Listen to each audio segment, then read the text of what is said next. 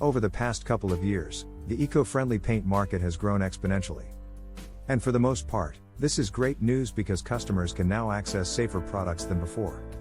It also means that companies are concerned about preserving the environment, which is always a good thing. But here's the thing. The term eco-friendly is slightly confusing. Many people always wonder what eco-friendly paint means. Well, it's obvious that the paints protect the environment and are safer to use, but what exactly makes them so? And is there anything like natural paint?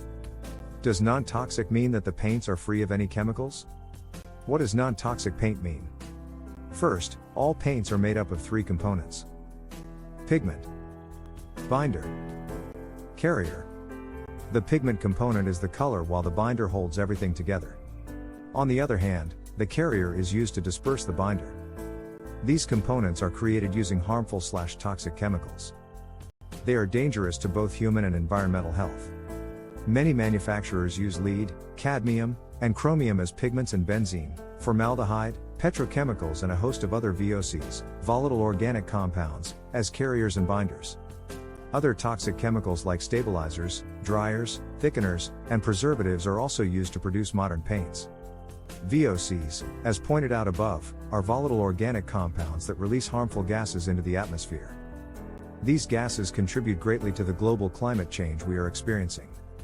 Many of these gases are toxic and are linked to health problems, including dizziness, headaches, asthma, fatigue, skin disorders, nausea, eye irritations, cancer, kidney disease, and respiratory diseases. And here's the worst part: these gases are emitted for several years after painting. The global climate change has caused a lot of panic worldwide. Experts are now, more than ever, concerned with growing the non-toxic paint market. And as you'll see later on, environmental regulations have been established to force paint companies to reduce the VOC levels in their paint. As a result, many companies are offering non-toxic paints. But this still doesn't answer what non-toxic paint exactly does it. Non-toxic paint is also known as low VOC, VOC-free, no VOC, and odor-free, odorless, organic and natural paint. But even these names are often used to refer to different types of paints. Below is an in-depth review of synonyms as used in the non-toxic paint industry. Low VOC paint. Generally, paint is split into two categories: oil-based paint and water-based paint. Water-based paint is also known as latex-based paint. The major difference between these two is quite simple: water-based paint doesn't need solvents. And even when it does, the amount of solvent required is minimal. Now, solvents are basically petroleum-based chemicals that are used as paint thinners. They are toxic. Overall, there aren't any safe solvents. Even the natural ones are toxic. And given that they are toxic, they can damage your skin, eyes, respiratory tract, internal organs, including the kidney and liver, and can also cause the nervous system to break down. Examples of some of these toxic solvents include acetone, benzene, gasoline, dioxane, kerosene, phenol, methanol, toluene, and acetonitrile. All of these compounds are organic and volatile. Low VOC paint contains reduced VOC levels in comparison to traditional paint. This infers that the VOCs released are less. But note that S in this case doesn't mean non-existent. The federal government has it that the VOCs levels in traditional paint should be below 250 grams/liter for the fat finishes and less than 380 grams/L for other types of finishes. However, bear in mind that different states have their own VOC level standards which are somewhere within the federal government range. For low VOC paint, the VOC levels should be below 50 grams a liter for the flat paint and below 150 grams per liter for the non-flat paint. These levels are set by the Green Seal, the eco-friendly label we mentioned earlier. When thinking about using low VOC paints, you should also consider the colorants added to the paint. Colorant is the component that gives paint its color; they form the base. Usually, colorants add about 10 grams/liter. As such, you should be careful to check that the low VOC paint you choose contains zero VOC colorants. And since darker colors need more colorants, they will spike the VOC levels more than lighter colors. Zero VOC paint. Zero VOC paint has very low VOC levels in comparison to the traditional paints and the low VOCs. Usually, the levels are 5 grams/liter. Also, during the application, you'll notice it has a smell. But once it cured, the smell disappears, within an hour or so.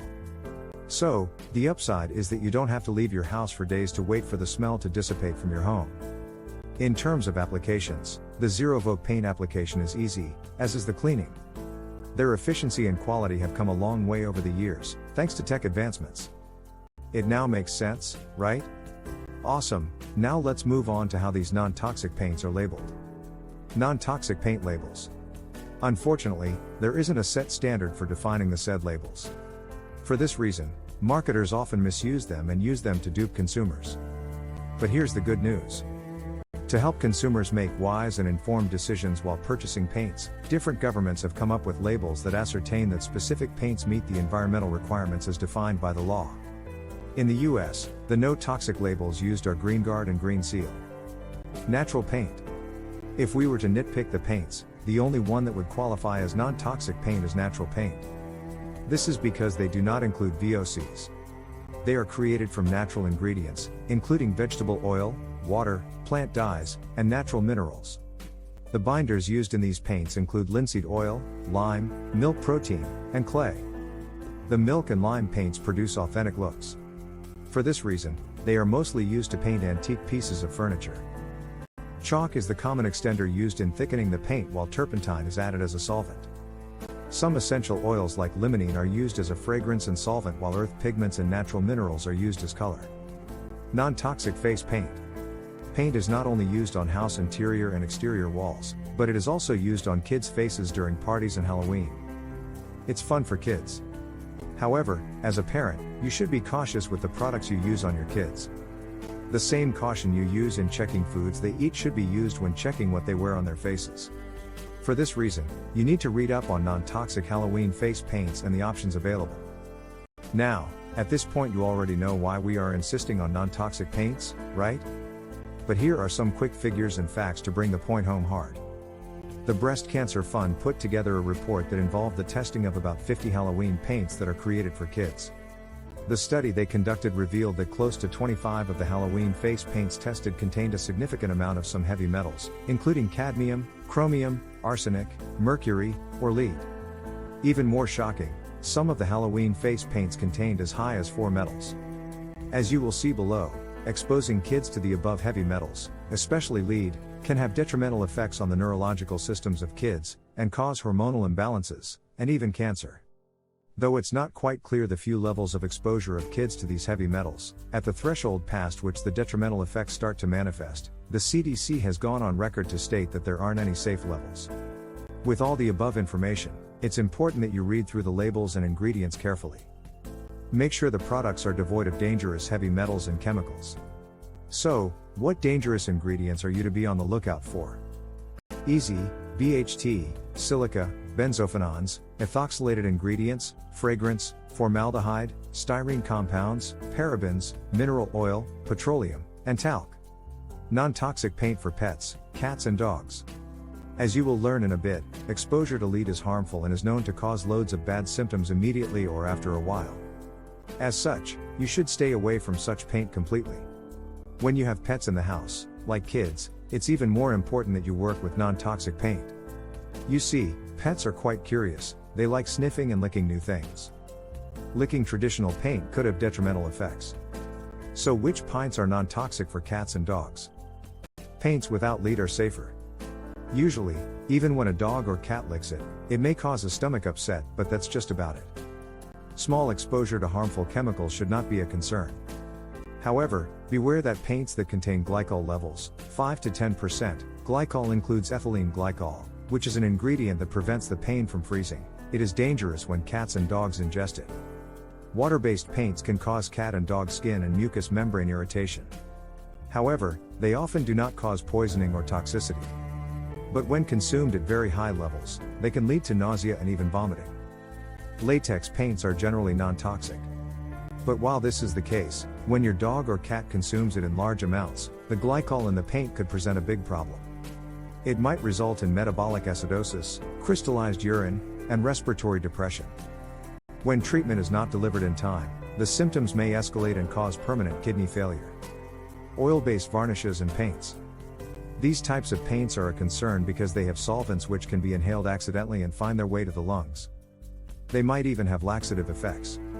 Usually, the most common and scary symptom is lung infection and inflammation, as well as some difficulty in breathing. The oil in the paint could also cause diarrhea, since oil is a natural lubricant. Additionally, heavy metals like cadmium, lead, and cobalt are often added to oil paints to act as pigments. The lead will impair metabolic function and inhibit the growth and maturity of red blood cells. Upon long-term exposure, the poisoning or exposure is expected to have long-term and chronic effects. Are there levels of paints that are safe for cats and dogs to ingest? Toxic dosage of paint varies depending on the weight and size of the pet. In addition to this, you also need to factor in the ingredients and prevailing conditions to accurately determine the toxic dosage. But generally, a small touch or taste might not result in life-threatening symptoms, not unless the cat or dog is exposed to paint with heavy metal. Which, when you think about it, is close to impossible. Pets wouldn't be curious enough to drink undiluted paint. However, if you suspect your cat or dog has been exposed, you should seek the help of your vet immediately. How should you treat a pet that was exposed to toxic paint? In the event your cat or dog ingests paint, you should induce vomiting. This is shocking, right? Normally, vomiting would expel the poison from the stomach and offer instant relief. However, in this case, vomiting will only increase the chances of the toxins getting into the lungs of your cat or dog, which could escalate the situation.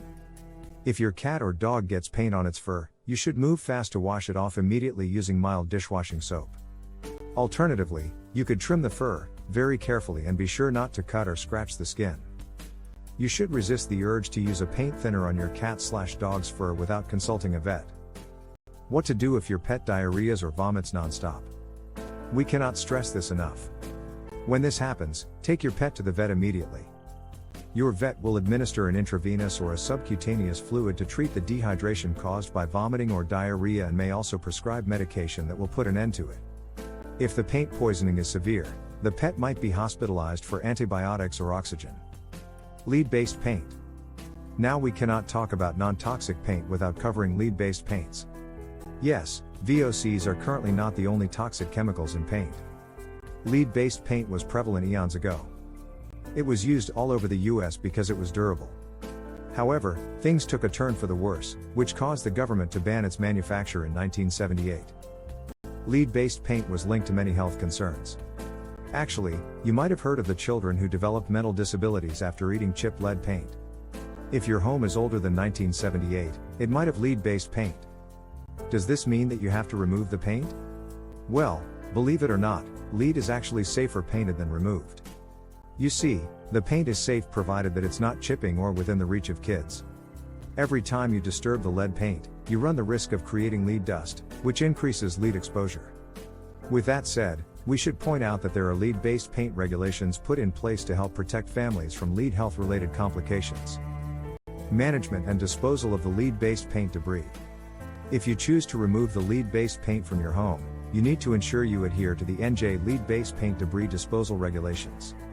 Since the lead debris is the most harmful, you need to dispose of it carefully. The disposal procedure you'll be required to follow depends on the debris generated from the removal process. First, if the debris is generated from a remodeling and renovation process can be classified as household waste, then it should be transported by a licensed transporter. The license should be from the Department of Solid Waste Transportation. In addition to this, the waste should be disposed of at a facility that is allowed for solid waste like a landfill. However, if the debris cannot be classified as household waste, according to the USPA's memorandum of July 31, 2000, the generator of the debris needs to classify the debris using their own knowledge or by sampling and analyzing the debris for lead presence. If the lead levels exceed 5.0 mg/L, then the debris should be classified as hazardous waste.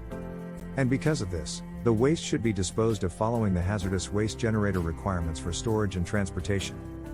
We should also point out that the lead paint abatement contractor you choose needs to be evaluated and licensed by the New Jersey Department of Community Affairs. This body has information regarding the process of testing surfaces for lead.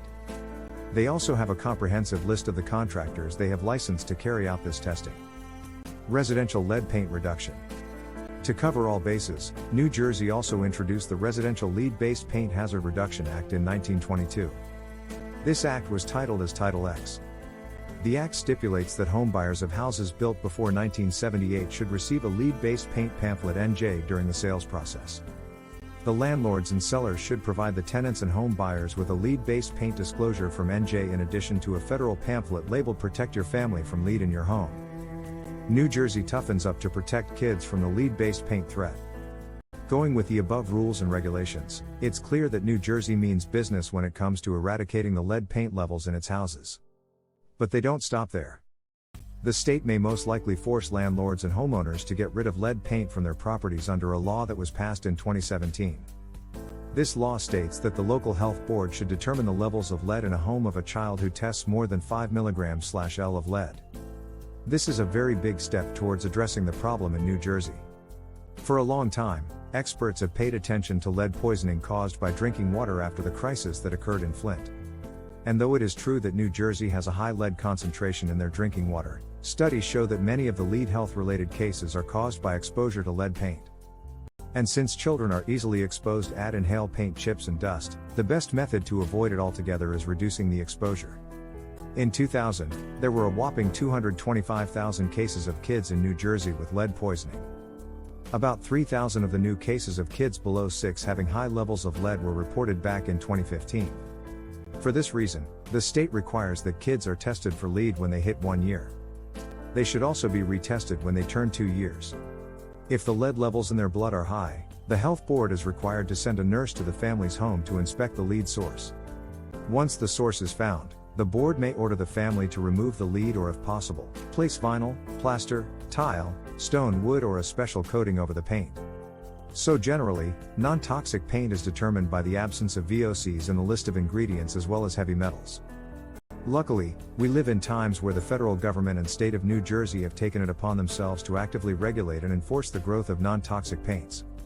With their support, and the drive of consumers to go green and save the earth from drowning from global warming, the non-toxic paint, eco-friendly, will continue to grow. But as the industry grows, you should play an active role in ensuring the paint you use is non-toxic and that your home is safe, even when the paint flakes.